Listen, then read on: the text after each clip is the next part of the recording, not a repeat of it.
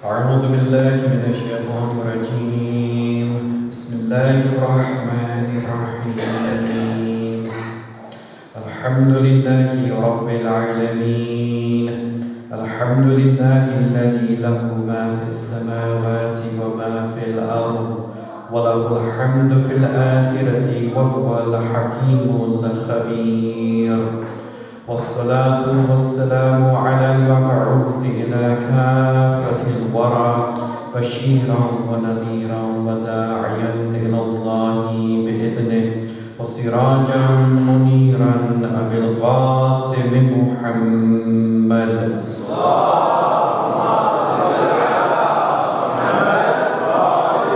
وعلى أهل بيته أئمة الهدى ومصابيح الدجى الذين أذهب الله عنهم الرجس وطهرهم تطهيرا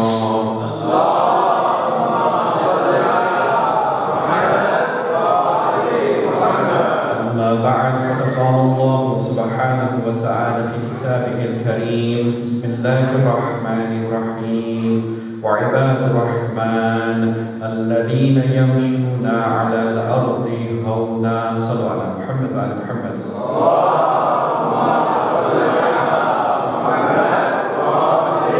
My respected elders, brothers and sisters in Islam, Assalamu alaikum wa rahmatullah. عظم الله أجورنا وأجوركم بمصابنا بالحسين عليه السلام. In our examination of the characteristics of the servants of the All-Compassionate, we have today looked at 12 characteristics as they have been mentioned in this set of verses in Surah Al-Furqan. And we have been looking at how we can strengthen those characteristics within ourselves and therefore rise higher and higher in the scale of Ibadur Rahman, become more like Hussein, attain the wilayah of the Ahlul Bayt alayhi salam, and then qualify for those great rewards which are mentioned in the traditions for mourning Abu Abdullah. So we have also been looking at how we can apply these characteristics to the lives of those who are present on the plains of Karbala, so that we can see exactly how this battle took place between the Ibadur Rahman and the Ibadur Shaitan. So inshallah tonight we will look at one more characteristic in the same way. Sallu ala Muhammad wa ala Muhammad.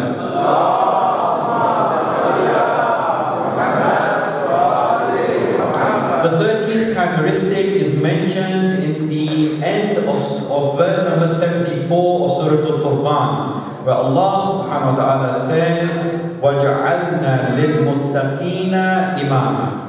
The Ibadur Rahman are those who say that, O Lord, make us the Imam of God-conscious people, of the Muttaqeen. So the 13th characteristic is that the Ibadur Rahman are leaders and they are role models. This is what I would like to examine tonight, inshallah. The fact that they are leaders and role models. Now, when we think about the Ibadur Rahman, we have to of course bear in mind that they are at different levels, with the highest level being the Ahlul Bayt alayhi salam, of course. But of course we are all Ibadur Rahman at our own levels.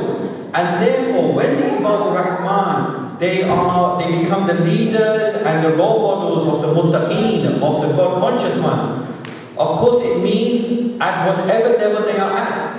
So we can still be leaders and role models at our level. Then with regards to the Ahlul Bayt alayhi salam, they are leaders and role models at a much higher level. So still we can always improve and get higher and higher up this ladder, as we have been examining in the past as well.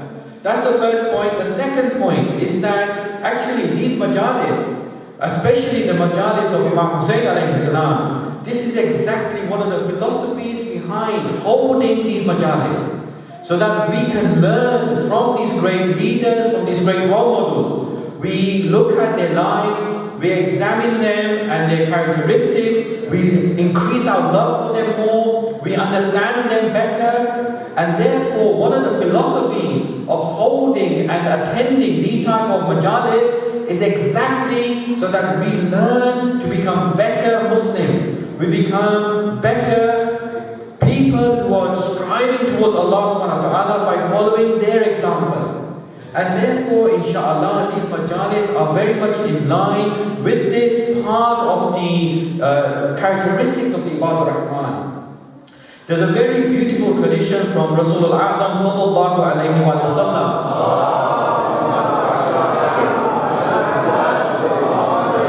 where he talks about this in a very beautiful way. He says, عِنْدَ ذِكْرِ الصَّالِحِينَ تَنْزِلُ الرَّحْمَةِ. Allahu Akbar, this is such a beautiful tradition. He says, when the salihin, when righteous people are remembered, mercy descends. So now, when I was looking into this, what is the relationship between remembering righteous people and the coming down of mercy? Why should Allah's mercy come down when we remember righteous people? What is the relationship between the two? I came across this wonderful explanation from Fayd al-Kahshani, this very well-known and great learned scholar in this wonderful work of akhlaq and spirituality and ethics called Mahajjatul Bayda. This is a book which is one of the greatest books that we have in terms of spirituality and akhlaq. In Mahajjatul Bayda, Fayd Kahshani explains this tradition in the following way. He tells us why there is this relationship between remembering great personalities and the coming down of mercy. He says that when people remember righteous personalities, what they are doing is that in actual fact they are somehow taking them as their role models, isn't it? When we remember Abu Abdullah Hussein and all the Ahlul Bayt alayhimus salam in these type of majalis, it is as if we are taking them as our role models. We want to learn more about them. We want to increase our love towards them. And therefore, when we take them as our role models, we are actually striving to be more and more like them.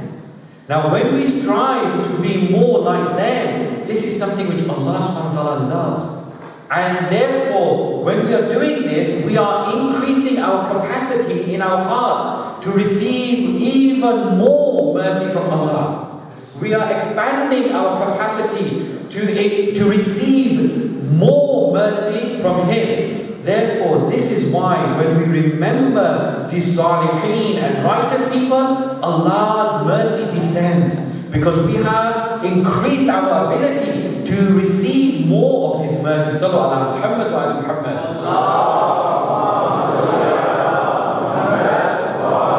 So now let's look at this in a bit more depth. But the whole area of leadership and role models in Islam is very wide, of course. So like I have been doing all of these nights, because time is short, there's no way of examining all the dimensions of each attribute. I'm just picking one or two dimensions. The dimension I would like to choose with regards to role models and leadership is youth leadership, especially for my younger brothers and sisters, inshallah. Young role models, young and very good leaders in our community. The way I would like to approach this is by looking at verses of the Quran, in particular the story of Nabi Ibrahim as it is told to us by Allah subhanahu wa ta'ala in Surah Al-Anbiya. Surah Al-Anbiya is chapter 21. The story is famous, but let's see what lessons we can get in terms of this verse that talks about the Ibadur Rahman being good role models and leaders. You all know the story. Nabi Ibrahim, he wanted to show the polytheists and the idol worshippers that their beliefs are completely mistaken. So what does he do? When the people go out of the town, he breaks up all the idols. He smashes them to pieces, except the biggest one. So now, when they come back and they see that their gods have been broken up like this, they ask, who has done this? Allah subhanahu wa ta'ala replies in their words as follows. He says, قَالُوا سَمِعْنَا فَتًى يَذْكُرُهُمْ يُقَالُ لَهُ إِبْرَاهِيمُ. They say that we heard a fata. Now the key word is this, fata. It's often translated as young man or young person. Let's keep with that for a moment and then we'll see exactly what's the deeper meaning of fata. So they say, we heard there is a fata, a young person who was speaking ill about them, about the gods, and he is called Ibrahim. So now they call Ibrahim to answer, and they ask him, did you break up these idols? What does Nabi Ibrahim say? He says that rather it was the biggest one who broke up your gods. Why don't you ask them? Now here, when he says this, they begin to realize how mistaken their beliefs are in these idols.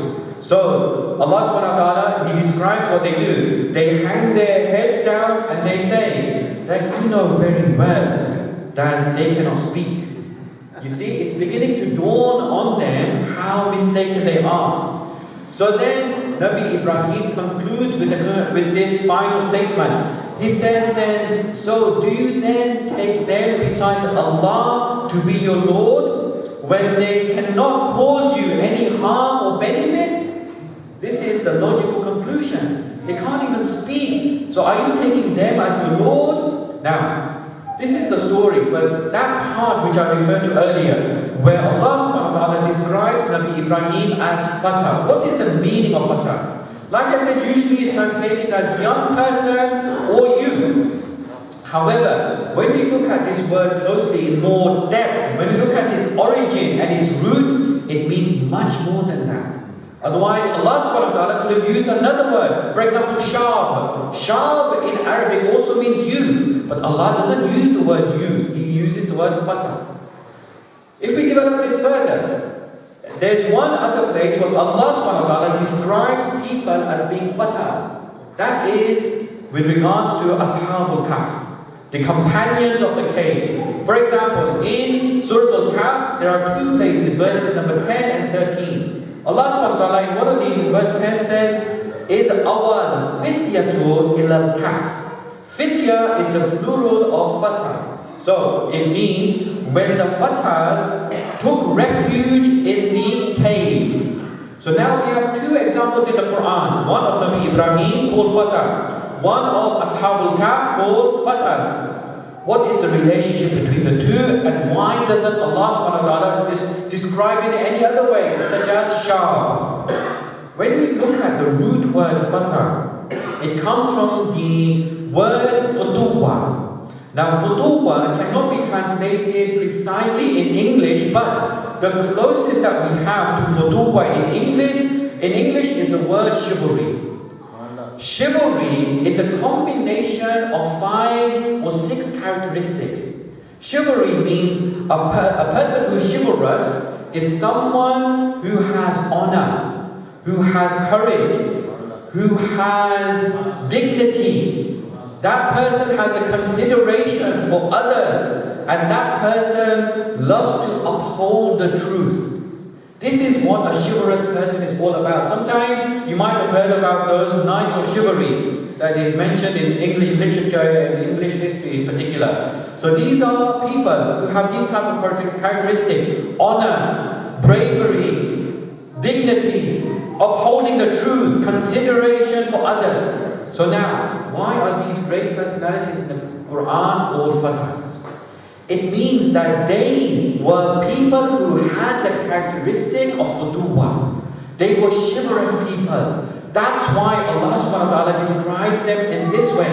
So now, my brothers and sisters, for us, this is what we must train our children to be like. We must train them in a way that they are fatahs, that they have this characteristic of chivalry. Not just them, but also ourselves.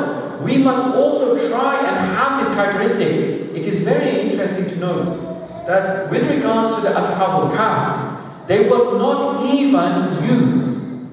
They were not even youths. In our tradition, they are not described as being young people at all. So this proves the point. It does not depend on age. It depends on their spiritual maturity, how fatah and how chivalrous they are. Indeed, we have a tradition from Imam Jafar as-Sadiq sallallahu alayhi where he describes this in a remarkable way.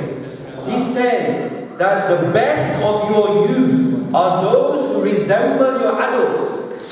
The best of your youth are those who resemble your adults, and the worst of your adults are those who resemble your youth.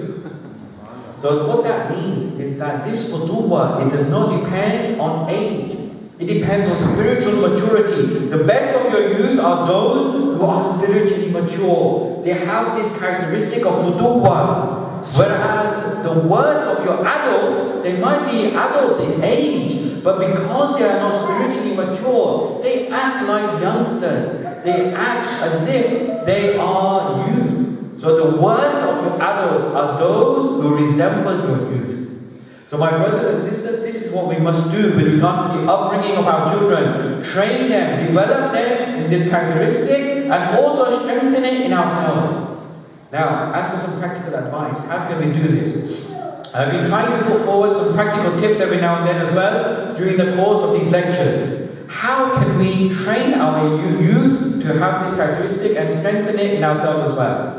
Well, of course, it goes back to that point I mentioned earlier about using our great Ahlul Bayt alayhimus salam as our role models. Let me illustrate this further. When we look at their lives and we take their examples and we learn from them, this is the best way. In particular, those young heroes and those young great servants of Allah subhanahu wa ta'ala.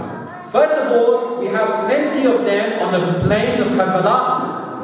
So, tonight inshallah, we will remember that great hero Ali Akbar, a young Fatah. We have also recalled the lives and the sacrifices of other great heroes in Karbala. Hazrat Qasim, Hazrat Aud, Hazrat Muhammad. All of these were great young Fatahs on the plains of Karbala. We look at their lives, we must gain lessons from them. Who else? What about our young Imams? Imam Muhammad al-Taqi salawatullah wa salamu alayhi. The ninth Holy Imam became the Imam at what age? This is truly inspirational for my younger brothers and sisters. At the age of 7 years and 4 months. So surely we can look at his life and see how great he was and learn from him. Our 10th Holy Imam, Imam Muhammad al-Taqi salawatullah wa salamu alayhi. Becomes the Imam also at the age of 7, but 7 years and 11 months.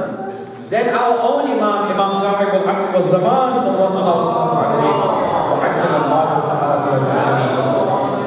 he became an Imam at the age of 4 years and 7 months.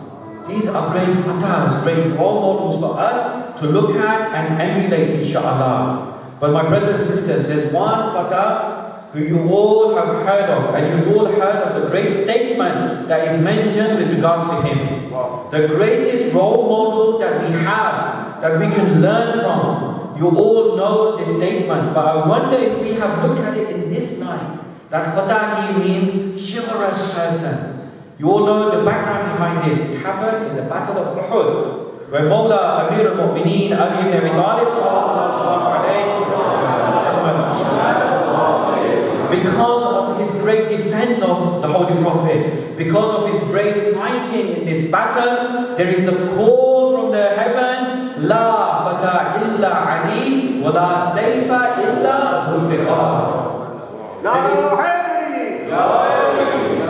There is no fatah but Ali, and there is no sword but Zulfiqar. So now when there is no fatah but Ali, it means including everyone in history and everyone who will come, isn't it? So there is no greater fatah for us to learn from than Imam Ali alayhi salam. So now, let's have a look at this whole idea of smashing the idols. We saw Nabi Ibrahim, a true fatah, he smashed the idols. We looked at Mawla Amir now. How can we say that he also smashed the idols? Remember that incident where it's reported, because in those days, in the early days of Islam, the people, they used to, in the Jahiliyyah time, they would have these idols on the Kaaba, isn't it? They would place idols on the Kaaba. What does Mawla Amir do? He climbs on the shoulders of Rasulullah and he smashes the idols. So another example of a true fatah smashing idols, just like Nabi Ibrahim smashed the idols. So this is telling us, my brothers and sisters, we must also, inshallah, become true fatahs and smash idols. But now, what are the idols of this day and age? Are they idols made out of stone, like it was in those days? We have idols, but our idols are different. We must still smash them up. Our idols are the idols of materialism. Our idols are the idols of consumerism, of selfishness, of lewd behavior, of worshipping one's hawa. These are the idols that we must smash, inshallah. We follow in the example of the greatest Fatah Amir al-Mu'mineen, and we smash up these idols, inshallah, and that's how we become true Fatah. Sallu ala Muhammad wa ala Muhammad. As for the application to the heroes on the plains of Karbala, I would like to point to there are so many great leaders and role models in Karbala. So which one do we choose? It's almost impossible. So therefore I chose the greatest of them all, Sayyid al-Shuhada, Aba Abdullah Hussein sallallahu alayhi wa. But I would like to describe him not in any other words, but the words of his loyal brother, Hazrat Abul Fadl Abbas sallallahu alayhi wa. Someone who knew his brother inside out, 100%. Someone who knew his Imam better than most people. So let's hear how Hazrat Abbas describes his brother as being his true Imam. So you will recall, as I mentioned last night in the Masail, that when Hazrat Abbas goes out and he wants to get the water, he's coming back with the water bottle and somebody ambushes him behind a palm tree. What do? The coward behind this palm tree, he strikes on the Prophet Abbas, and first of all he severs his right arm.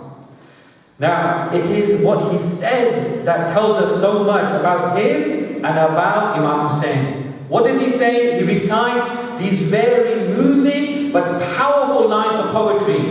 He says, Wallahi, in qata'tum yamini, inni uhami abadan an dini. By Allah, even if you sever my right arm, I will forever defend my religion. But then look what he says about his brother. وَعَنْ إِمَامٍ صَادِقِ الْيَقِينِ نَجْلِ النَّبِيِّ الطَّاهِرِ الْأَمِينِ. And I will forever defend an Imam of true servitude and true certitude, and the progeny of the pure and trustworthy Prophet. So now, look how great this explanation and description of the Imam is. Just like we saw, وَجْعَلْنَا لِلْمُتَّقِينَ إِمَامًا.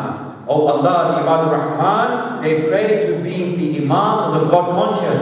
Imam Hussein was the Imam of true servitude. So how Abul Fadl Abbas is saying, in effect, is that for me, there's no problem whatsoever in giving my limbs for this person. Not just my limbs, but I am ready to give my life for this Imam. For he is an Imam of true certitude. He is an Imam who is a true role model. He is an Imam of a way that is in line with Allah's will. Therefore, I have no hesitation. For me, there's no problem in giving my arms, my eyes, everything, my life for this great person. Because he is a true Imam of the Muttaqeen. So as a summary, tonight we looked at this 13th characteristic of Ibadur Rahman, who pray and who are, that Allah subhanahu wa ta'ala makes them an Imam of the Muttaqeen.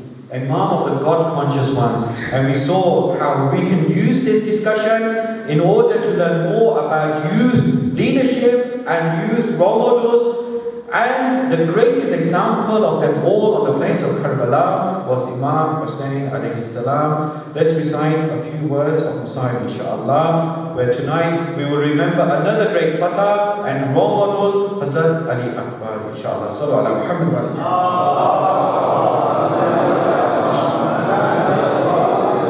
Sallallahu alayhi ya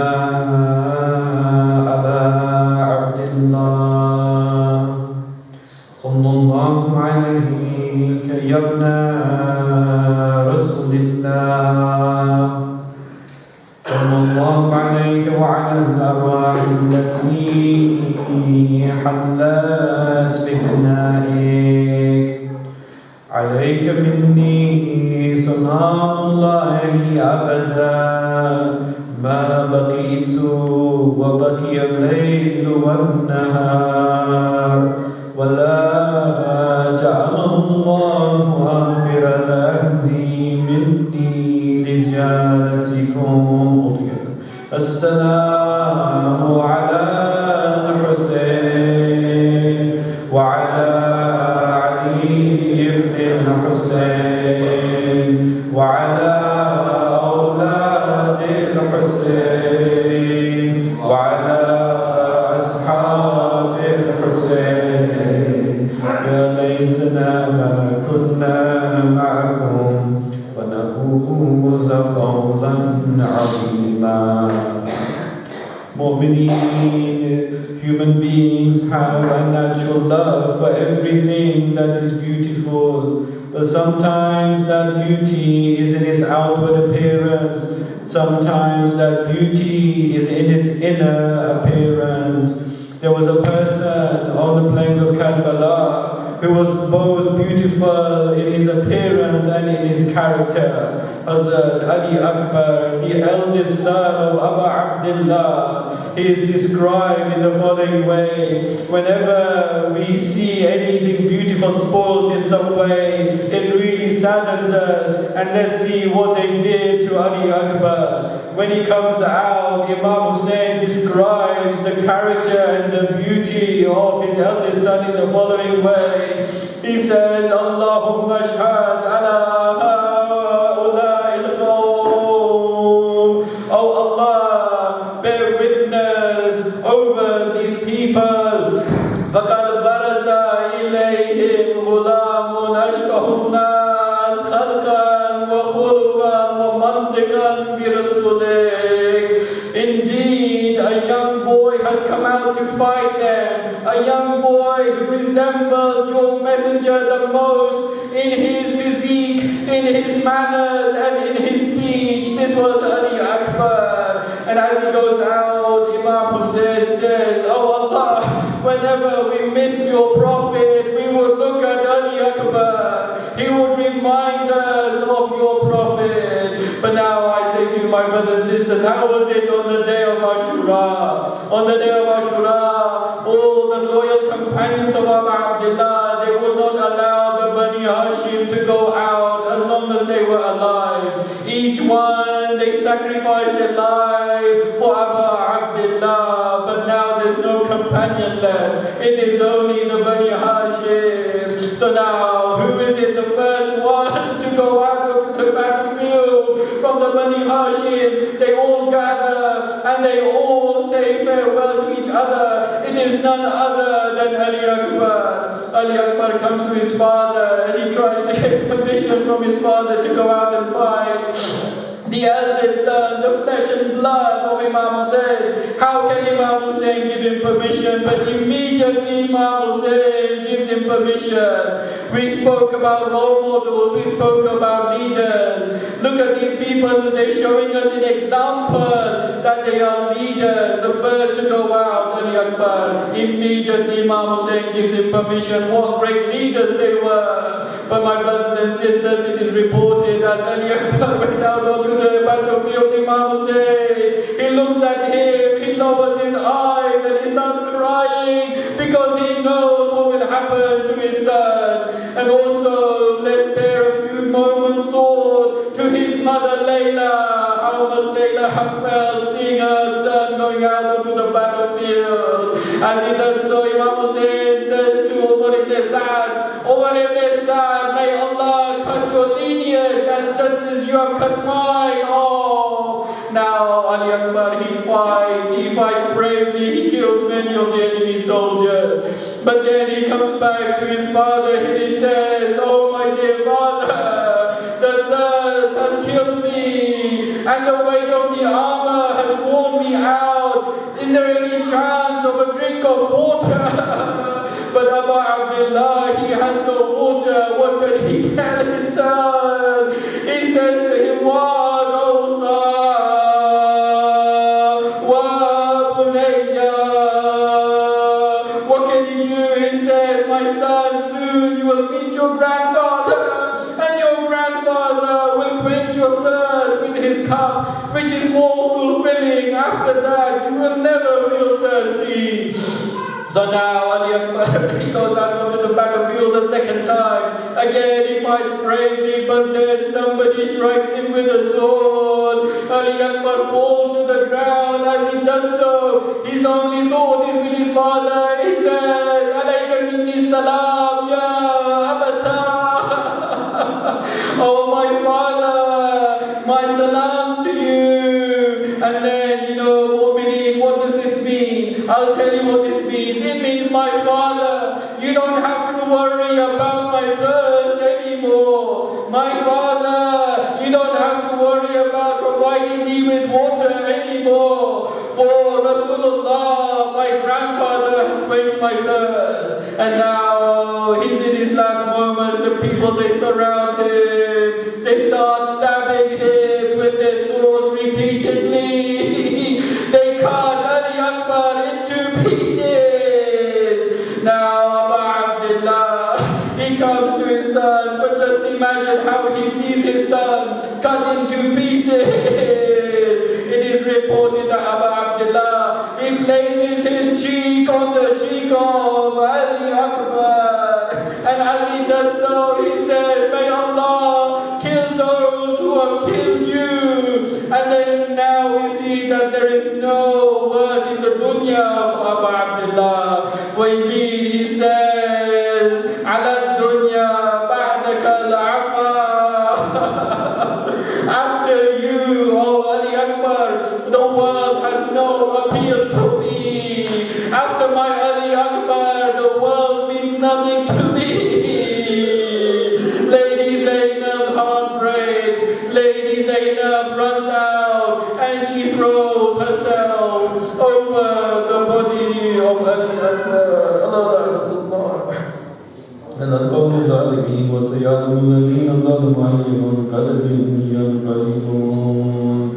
اللهم إنا نسألك باسمك العظيم الأعظم الأجل الأكرم يا الله يا الله يا الله يا الله يا الله يا الله يا الله يا الله يا الله يا الله يا رحمن يا رحيم يا مقلب القلوب ثبت قلوبنا على دينك. O Allah, through the intercession of all the shuhada and usra of Islam, accept the following prayers. Enable us to be your true ibad. O Allah, enable us to live and die with the wilayah of the Ahlul Bayt. O Allah, forgive us and our forefathers for our sins. O Allah, bring relief to all those who are facing difficulty. And O Allah, our last but not least prayer is that you hasten the appearance of the Prophet Imam. Ajjal Allahu Ta'ala Faraj al-Sharif. Sallu ala Muhammad.